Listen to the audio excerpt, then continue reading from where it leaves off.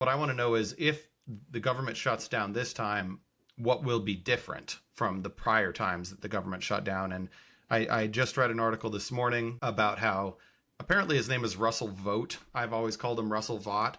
When he says Kamala correctly, I'll pronounce his name correctly. So go. I'm just going to keep calling him Russell Vought. But he holed up for 4 years during Biden's tenure so that he could draft a plan for how to expand unitary executive theory, the whole thing behind Project 2025, as rapidly as possible in the event that they take power again, in the event there are shutdowns. Like he game planned out every different scenario. And that's what we're reading, is that he's the director of the office of what, budget and management. Management, budget, OMB. Right. Yep.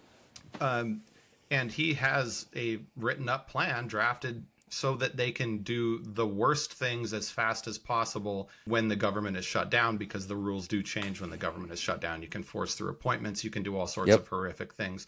So they're not going to play by the same shutdown rules that Biden played by, and that even Trump played by in his first term. So are we willing to hope for political points with the blame game in exchange for these unknown things that they're going to do? Or do we say, just fund the goddamn government because we are on track to clean house in 13 months when we have the next election? Just keep the ship as steady as possible despite Trump's mayhem. And I honestly don't know how I feel about answering that question.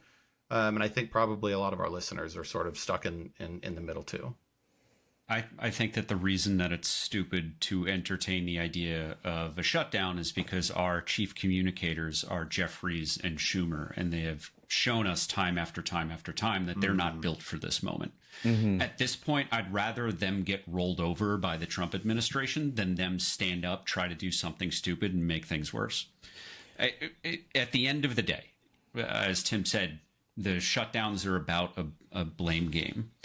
Right. We will lose that because we do not have anyone who can stand up on a bully pulpit and compete with Trump's messaging. That's like the sad and cynical view,